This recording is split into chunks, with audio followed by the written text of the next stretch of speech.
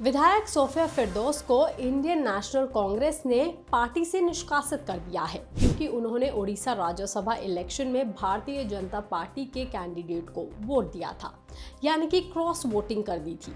वो ओडिशा की पहली मुस्लिम विमेन एमएलए हैं, लेकिन वो कितनी अमीर हैं, उनकी नेटवर्थ क्या है, उनके पास कितनी गाड़ियां हैं, इसके बारे में अब चर्चा होने लगी है, जिसकी जानकारी हम आपको देंगे इस वीडियो में। सोफिया फिरदौस के नेटवर्थ की बात करें तो उनके 2024 के चुनावी एफिडेविट के मुताबिक उनकी कुल संपत्ति करीब 5.5 से लेकर के 5.6 करोड़ रुपए के आसपास बताई जाती है।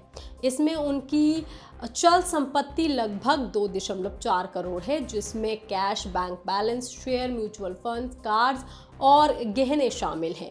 इसमें उनके पास करीब 18 लाख रुपए का कैश, 10 लाख रुपए के आसपास बैंक बैलेंस और 70 लाख से ज़्यादा का इन्वेस्टमेंट, शेयर्स और म्यूचुअल फंड शामिल हैं। इसके अलावा उनके पास ऑडी और फॉर्च्यूनर जैसी गाड़ियां भी मौजूद हैं। उनके पास करीब 40 लाख के गोल्ड और सिल्वर की ज्वेलरी भी है।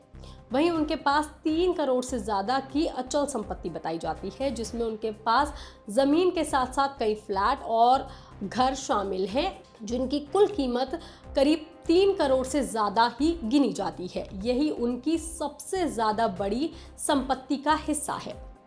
हालांकि उनके ऊपर करीब 28 लाख का लोन भी है, जो मुख्य रूप से हाउसिंग लोन है। अगर इस कर्ज को उनकी कुल संपत्ति से घटाया जाए तो उनकी असली संपत्ति जो होगी या फिर कुल संपत्ति जो होगी वो करीब 5.2 से 5.3 करोड़ के बीच बैठती है। सीधी भाषा में कहें तो सोफिया फिरदौस करोड़पति हैं, जिनकी ज़्यादातर संपत्ति प्रॉपर्टी और इन्वेस्टमेंट में लगी हुई है। हालांकि हम आपको ये भी बता दें कि उनकी जो ये सार्वजनिक जानकारी उपलब्ध है नेटवर्थ को लेकर के, वो 2024 के हलफनामे से है, लेकिन पिछले करीब 1.5 साल से वो कांग्रेस के साथ काम भी कर रही थी और विधायक के रूप में एक सैलरी भी ले रही थी, और उससे भी उनकी संपत्ति में आप अंदाज़ा लगा सकते हैं कि एक विधायक की सैलरी के हिसाब से उनकी संपत्ति कितनी बढ़ गई होगी। वहीं इनके पॉलिटिकल करियर की बात करें तो कांग्रेस ने 2024 में इन्हें तब टिकट दिया था जब इनके पिता मोहम्मद मुकिम का पॉलिटिकल करियर डामाडोल हो गया था।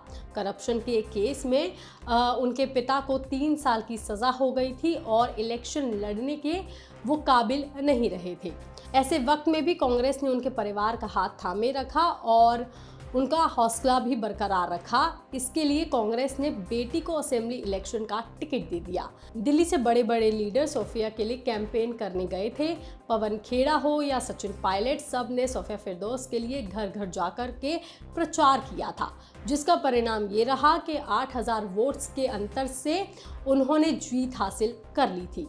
तब इन्हें कांग्रेस का यूथ आइकन बताया गया और उसको ऐसे ही पेश किया गया। कांग्रेस की तरफ से इन्हें नेशनल प्लेटफॉर्म तक मिला था, लेकिन अब पार्टी ने उन्हें बाहर का रास्ता दिखा दिया है। अब सबकी नजरें इस बात पर रहेंगी कि सोफिया का अगला कदम क्या होगा। इस खबर पर, इस जानकारी पर आपका क्या कहना है, आप हमें कमेंट करके ज़रूर बताएं।